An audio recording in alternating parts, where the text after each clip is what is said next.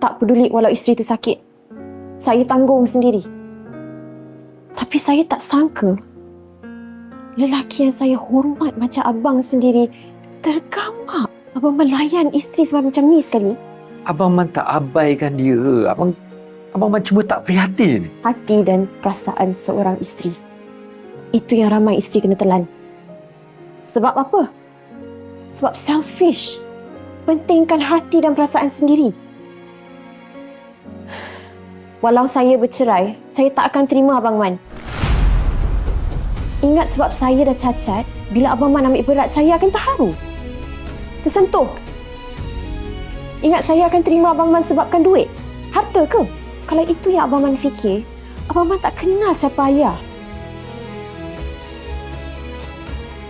Jangan menyesal nanti. Sebab Juwita tu pun ada hati dan perasaan. Cukuplah buat pada Azura dulu. Bila sakit tinggalkan, alasan tak cinta. Abang Man junjunglah cinta tu setinggi langit. Jangan sampai cinta tu yang akan bunuh diri Abang Man dalam diam. Cinta yang sia-sia je, tak ada harga.